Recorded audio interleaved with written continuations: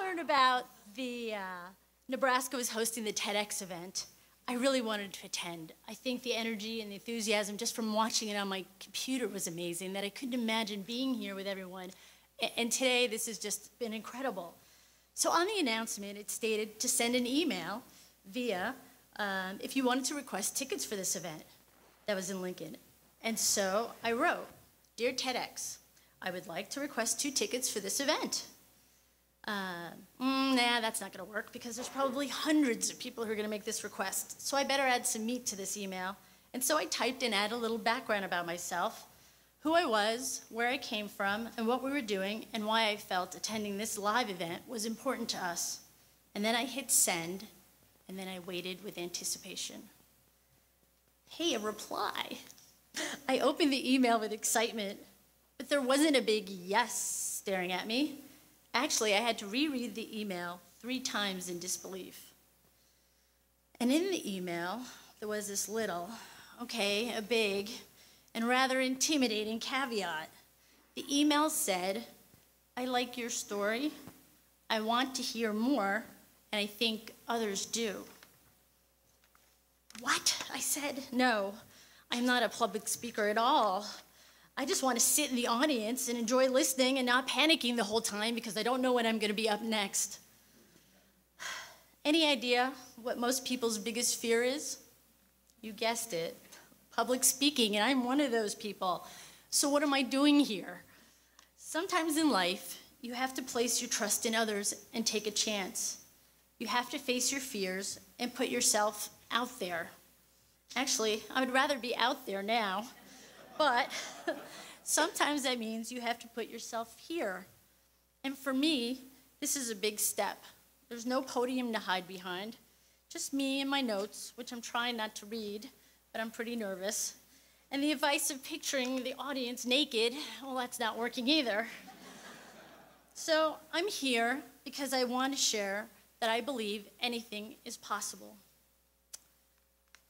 Once upon a time, there was me, who literally dropped out of the sky and almost landed and crashed on this great guy.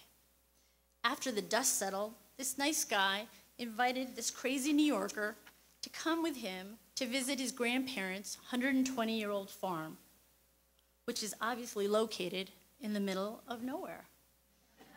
It was amazing to me to see such wide open spaces, and I had to take a picture of my first visit to Nebraska. Since I landed in Denver, this is all I knew about Cambridge, Nebraska. And had I landed in Lincoln, I would have had a totally different experience. But this is kind of our world out there, and it's very different from where we came from in DC. I said I literally dropped out of the sky. Well, my co-pilot and I had an engine failure in a Huey helicopter that we both had to fly, and we auto-rotated. This is a picture of me on the day after we made that safe landing and after I met Cal, who was a flight operations officer, and I knew my life would never be the same. And so I captured a picture of that day.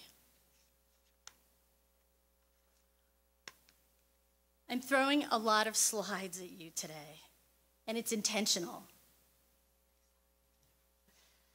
It's a tactical maneuver so that your attention is not focused on me, it's focused on the screen. This was my life before Nebraska, and I loved being in the Army, and I made it a career for 24 years. Fortunately, halfway through, I met Cal, and it's been even better to have someone to share it with. This is our life together. It's a balance of hard work and family adventures. As our careers accelerated, we moved more often and quickly learned that one of the hardest challenges for a dual military couple with children is to find good childcare. Fortunately, when we reported to DC, we found the best childcare right at the Pentagon, and it worked out to be the perfect situation for us. That was until one sunny September morning when our world would be changed forever. It was on this horrific day that I found myself on a battlefield towing my own 2 children in my arms. That evening, Cal and I made a promise to our boys that our lives would change forever. Remember this photo? Yeah, the one of Cal and I in the middle of nowhere. Now that seemed to be the perfect place to be. No obstacles, just plenty of opportunities to build anything you wanted to. So you guessed it, that's where we were going to raise our 2 little guys when we retired, because we made a promise. We had 8 years before we would retire, and during many of those times, Cal and I, and even the boys and I, were stationed apart. On those occasions, I started preparing for our new life. I read a history book about Nebraska, and as an immigrant to the United States myself, I was intrigued by their determination to create a new life through hard work, good values, and strong family bonds. I kept reading about their perseverance. I learned that the first pioneers to settle in Nebraska planted grapes from their homeland, and they thrived until Prohibition. But it gave me the idea that maybe we could do this. We had found our inspiration. Our new adventure would be focused on giving back. That's where our passion and inspiration led us. We wanted to give back to those who have served our great nation, hence the name for our vineyard, Veterans Vineyard and Winery. It fit our dream perfectly. Now, we didn't go into this blindly. As I said, it takes preparation. We read books on viticulture and viniculture, soil testing, photosynthesis, fermentation, sensory perception, growing days, rainfall analysis, temperature conversions, water conservation, geothermal, solar, and wind technologies. The topics read and the possibilities were endless, and I loved it, and I was submerged with learning a whole new world. Before we knew it, those 8 years passed, and we retired on June 25th, 2009. And that following Monday, we signed out of the Army. And together as a family, we were on a military flight heading to Europe to observe and learn about growing grapes and making wine firsthand. We arrived and rented a car and headed on the highway of inspiration. And inspiration is exactly what we found. We learned that Europeans grow grapes just like we grow corn. They plant it anywhere. We were also excited that we were all so excited that we couldn't sleep. Well, maybe it was just Cal and I who were really excited to sleep and couldn't sleep. But it was so exciting, and we tried to have some fun with learning. One of the highlights for me is that we went to Berlin. For Cal and I, Berlin in the Cold War was the largest focus of our careers. So to actually feel the Berlin Wall and to see where Checkpoint Charlie was located was a perfect way to honor and put an ending to our military careers. We spent the entire summer learning, and we didn't want to leave.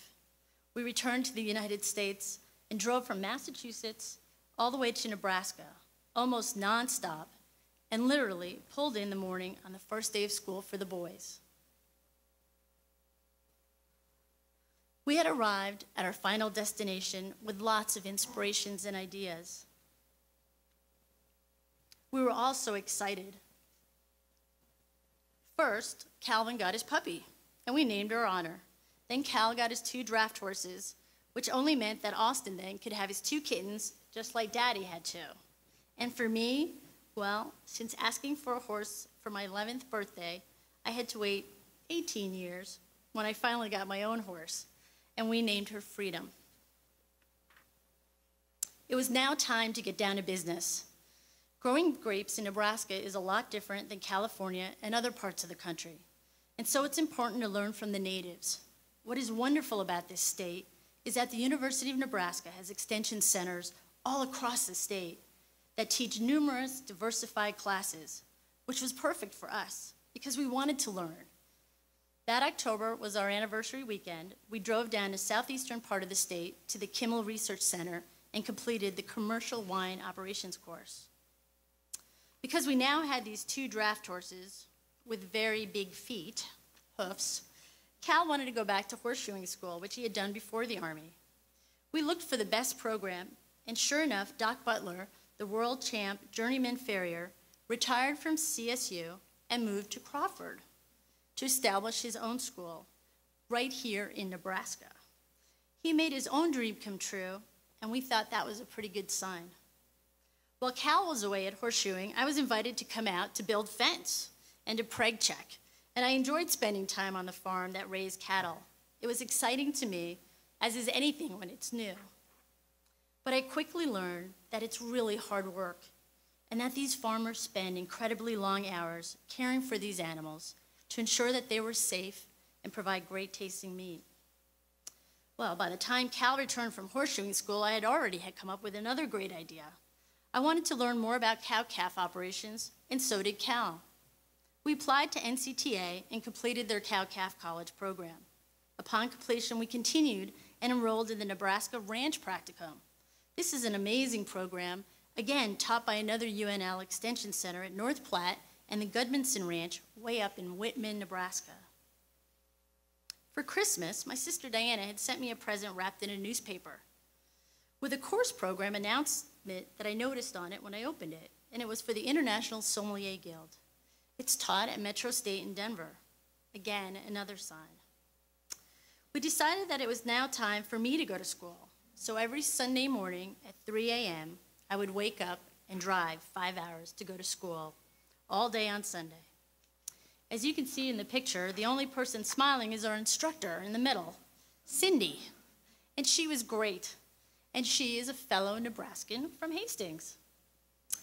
Another way to learn and get inspired is to attend many of the diversified conferences that Nebraska offers. These are just a few that I've attended each year since I've moved here. On your right are photos of fellow Nebraskan winemakers, and on the left of the photos are our good friends Becky and Vaughn Hammond. Vaughn is a vineyard extension educator. And when it came to decide on the varietals of grapes we were going to plant, Vaughn shared that he believed that Pinot Noir and Merlot grapes could grow in Nebraska. We believed in him, and we decided to make his dream come true. As the slide says, sometimes you get an opportunity to make dreams come true for someone else, and so we did. Currently, Vaughn is deployed after volunteering to share his knowledge with the Nebraska Guard and the Afghan farmers, and we're excited about his return back to us just in time for Christmas. We are now in our second year in Nebraska, and we are determined to make a difference. While learning about growing grapes and making wine, I realized that there was so much chemistry involved in both processes, which sparked another idea. And I realized that I needed to find a way to use our vineyard as an outdoor living lab for all our chemistry students. I Googled chemistry clubs and learned that the American Chemistry Society offered a program. And thanks to the assistance of a great team, we started our own high school chemistry ag club. Sometimes creative ideas come from matching up two events. In this case, our family had been involved with Boy Scouts. And 2010 marked the 100th anniversary for the Boy Scouts of America and also the Chemistry Merit Badge. With those two inspirations came the idea for our Chem Club to host a training and certification merit badge workshop. Over 30 scouts earned their Chemistry Merit Badge, and they all did a great job. In addition to academics, Cambridge is also into athletics, and so I wanted to find a way where everyone could participate in sports. And so we started a Special Olympics team. We started with 2 athletes last year, and now we have 4. And it's expanding to include athletes from surrounding communities, and we are all very proud of them.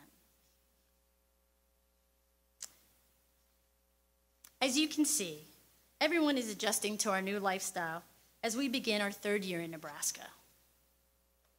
Our chemistry club continues to grow and become more active, and I became a teammate mentor to 2 amazing 4th graders, Amanda and Matthew. In March, we just finished our ranch practicum and are sitting at home when we get a knock on the door. It's the town minister. He comes in and shares with us that a small USDA meat processing plant is going to be for sale and that we should consider buying it. After he left, we kind of looked at each other with puzzled looks. Well, we knew we wanted to create more jobs in rural communities and to make a difference for others. So we considered this visit from the minister as a pretty clear sign as to what direction we needed to go into next. Perspiration. This is one of my favorite quotes, which we've learned the hard way, and how naive we were when we started. I began to read, and this time I was getting smart on USDA policies, HACCP plans, commodity pricing, and retail sale operations, and quickly realized that our second brilliant idea was going to make our lives very interesting. We purchased the locker plant in Beaver City the day after I finished the taxes on April 16th. Within 90 days, we had grown to 9 employees. And within 4 months, we specialized in USDA custom and wild game processing. We've processed beef, pork, bison, antelope, and elk. And we make great burger patties, summer sausage, jerky, and brats. And within the last 6 months, we are supporting 7 local establishments and have sold Nebraska beef from coast to coast and Chicago to Texas. It's been growing faster than we imagined, and we're very proud of supporting farming and ranching families. Here's a picture of our family now. Finally, we had our own small farm out at the edge of town in Nebraska, and we're ready to dig in and literally plant roots and grow in Nebraska. To be honest, I didn't expect it would take so long. We were getting pretty close to planting, and so I worked long days from dusk to dawn to dig the last row. And who comes to my rescue?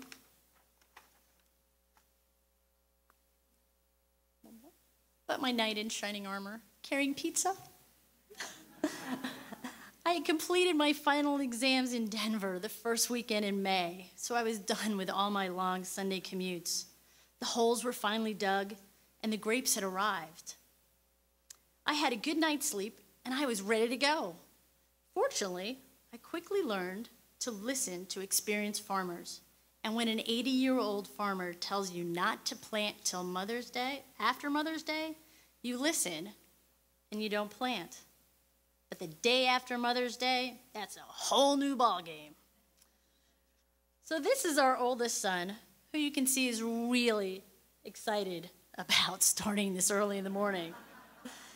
These other photos show our Christmas presents. The grapevines arrived in a cardboard box, oddly called a coffin.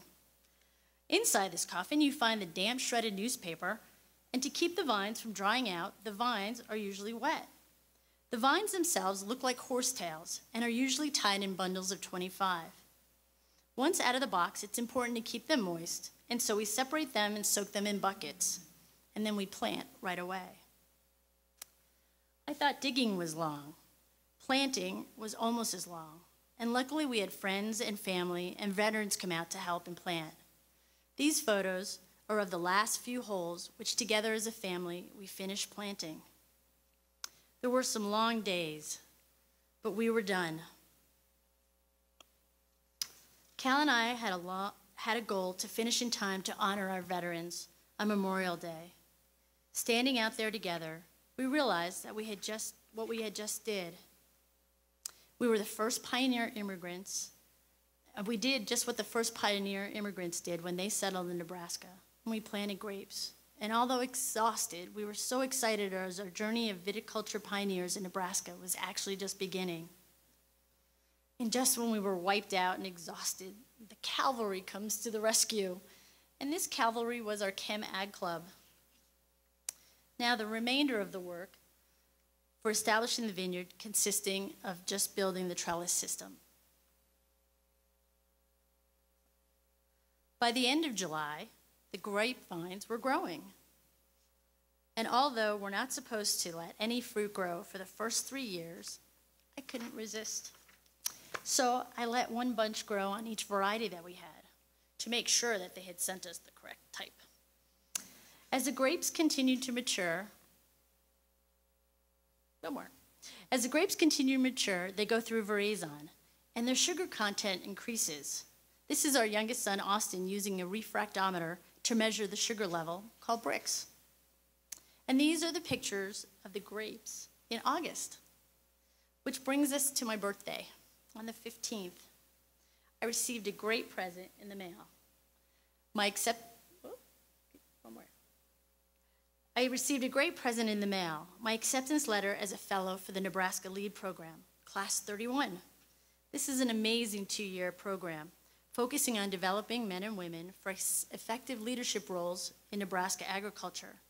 We just started in September, and I am humbled to be among the incredibly talented group.